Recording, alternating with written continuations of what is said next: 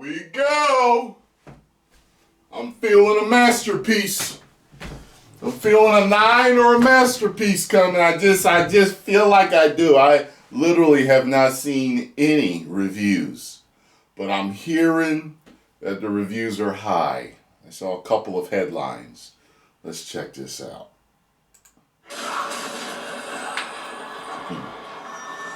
Guess I let myself out. Let myself out. In light of the high-quality remakes of Resident Evil 2 and 3 released in 2019 and 2020, it felt like a safe bet that Capcom would do an equally admirable job of rebuilding Resident Evil 4. Admirable. Even so, when I hit the start button on this 2023 remake of the legendary 2005 action horror game, I wasn't prepared for how forcefully it would knock my knees out from under me and suplex me headfirst into 16 hours of sustained tension and exhilaration. Here we go. This fully revitalized campaign dramatically one-ups the original in almost every conceivable way. Its Spanish countryside setting is substantially more sinister, its pacing has been tightened, and its controls have been modernized in order to allow its signature shooting mechanics to really shine. I've been waiting 18 years for a game to thrill me in the same way as Resident Evil 4.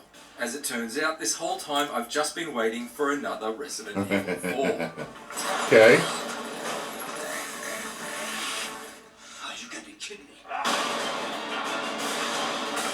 The original Resident Evil 4 is a landmark installment in Capcom's seminal survival horror series that, for many, would need no introduction. However, considering it came out back when we assumed that Episode 3 would be the last Star Wars film, and iPhones didn't even exist yet, I should probably give it some context. Wow. At the time, it was a big deal for Resident Evil to switch from the series' traditional fixed camera perspectives to a then radical over-the-shoulder viewpoint that brought us uncomfortably close to the gore and put the emphasis on reflexes and precision targeting. And as a result, Resident Evil 4 was an action horror epic without peer. Its influence has subsequently been felt in countless other third-person classics like Gears of War, Dead Space, and The Last of Us, but it hasn't aged all that well. In preparation for this review, I returned to the original game for the first time in years, and was shocked at how badly this remake was needed. The movement of main star Leon Kennedy felt ridiculously restricted. He struggles to get around as though he's wearing an old pair of skinny jeans that haven't fit him since his police academy days, and is immobilized anytime he gets his gun out. By modern standards, it's absurd, and would absolutely put off a lot of newcomers before they could begin to understand why this game is so highly regarded. I like that kick. I don't think he has that one anymore. Thankfully, those days are gone. Not unlike the recent Metroid Prime Remastered, this Resident Evil 4 remake plays like a 2023 game. Luxuries like simultaneous twin-stick movement and targeting mean that you can cautiously back away while still keeping your gun trained on the advancing hordes, or sidestep out of the way of an incoming crossbow bolt without having to remove your eye from the scope of your rifle. This newfound freedom of movement makes you better equipped to really make the most of the immensely satisfying area-specific damage effects. Whether you're blowing kneecaps out to expose an enemy to a melee finisher, or simply reveling in some of the grisliest headshots in the history of video game shotguns. Leon's combat knife can also be used to parry enemy attacks or bring a swift finish to staggered foes, or to take enemies out silently after he's crept up on them with his new ability to crouch.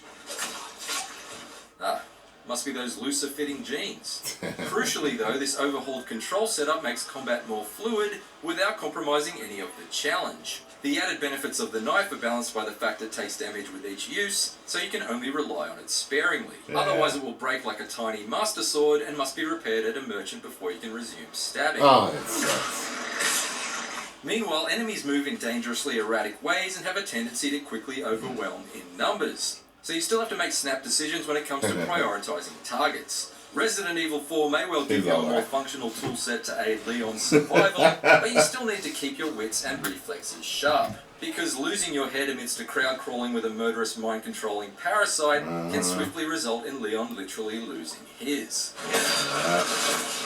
I also love how the tactile nature of almost every element in your surroundings can be used as a tactical advantage. Whether you're baiting the terrifying Dr. Salvador into clumsily carving his chainsaw I didn't know he could his do own that. minions, or setting fire to a cow so that it rages out of control and scorches everyone in its path. When ammunition is always at a premium, It's both practical and ridiculously entertaining to let a flaming hunk of hamburger do your dirty work. I always feel a little bad for the cow, though. Many of you under 30 may have no clue what Resident Evil 4 is even about, but it's perhaps best described as riding a roller coaster that's careening off the rails to crash through a row of spectacular haunted houses. What starts as a fairly straightforward rescue mission, with Leon sent into a small Spanish village in search for the US president's missing daughter Ashley, soon hurtles into a heart-stopping series of battles against towering trolls, desperate defenses against crazed hordes in boarded-up cabins, outrageous assaults on a heavily fortified castle, explosive minecart chases, and countless run-ins with some truly twisted freaks infected with the mutating Las Plagas parasite. All of which look consistently incredible reimagined on Capcom's RE engine. The original RE4's famously flabby final third has been tightened up considerably, and it all builds towards an improved and genuinely imposing final boss fight that took all of my skill and ammo reserves to topple. Of equal importance to its renovated environments and enemies is the anxiety-inducing audio design. Whether it's the manic chanting of its parasite-riddled peasant farmers, or the throaty rumble of a chainsaw motor idling in the distance, just listening to it all routinely had me inching towards the edge of my seat in anticipation for each enemy encounter. So when the carnage kicked off and the tension spiked, I had hardly any couch left to cling to. Thing was fat and juicy, didn't it? At every step of the journey, there are enhancements both big and small. The original's gimmicky, quick-time event-heavy knife battle against Major Krauser I loved that. has been transformed into a gripping blend of parries and counter-attacks. While the frustration of escorting Ashley through certain sections has been significantly reduced by ditching her health bar, so you don't need to waste valuable green herbs on healing her. You hurt? No, I'm okay. Elsewhere, there have been considerable structural changes that make the environment feel more cohesive. For instance, in the original game, the lake area primarily served as the backdrop to a boss fight.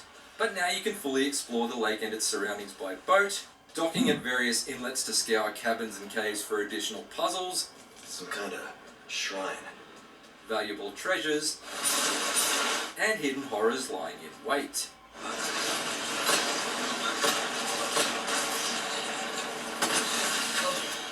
When you need to take a breather, the mysterious merchant returns to keep Leon topped up with a suite of dangerous devices like a quaint form Q branch. Welcome. What can I interest you in? Along with new recipes that allow you to craft the exact ammo types you want when out in the world, rather than having to rely on randomized drops. He also pays the bounties on the optional side quests that have been added throughout the campaign, which prove to be fun little diversions away from the story's murderous main path.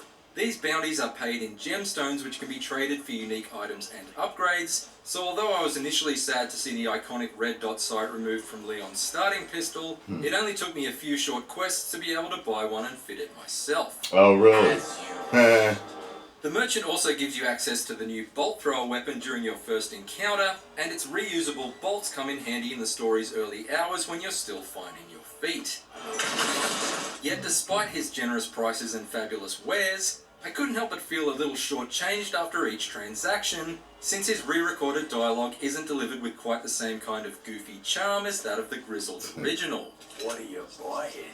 However, in the scheme of things, it says a lot for the overall quality of this remake, when the only minor black mark I can give it is for its slightly blander black market dealer. And if this is your first time playing, it likely won't bother you in the slightest. We got here, baby. Whether you're a fan of the original or a newcomer with a hankering for some action-heavy horror of the highest quality, Resident Evil 4 is like a parasite-riddled Spaniard. A total no-brainer. Its combat is friction-free but no less stress-inducing thanks to its ferocious cast of creatures. Its story rapidly shuttles through a series of action scenes that are diverse in structure but uniformly unwavering in intensity, and its world is rich in detail and full of fun and often snarling surprises. Its improvements over the original are too numerous to list, from simple quality of life changes to completely overhauled boss fight mechanics, and with the exception of the disappointingly diminished personality of the merchant, the team at Capcom has barely put a foot wrong. So what are you buying? Only the most relentlessly exciting Resident Evil adventure of all time that's been rebuilt, refined, and realised... What I tell you? Woo! Don't get yourself killed now. For more IGN reviews, check out our verdicts on Bayonetta Origins and Dead Cell's Return to Castlevania. And for everything else, stick with IGN. Bingo. I think I already pre-ordered it anyway, so, you know. Hey, I can't wait to play it. I cannot wait! Oh, man, so, yeah, this is going to make me play the demo again. I got to beat that damn demo today. I know I almost beat it last time. I know I did. I know there's a couple of playthroughs, especially that one where I got cornered, where I thought you could run between the barn where the cow is and that house. I could have swore that was open. Guess not. I had it on that one. Anyway, post comments down below. Let me know what you think. Do you believe it's a true masterpiece or not? Will you be getting it or not? I am. 10 million subscribers. Woo!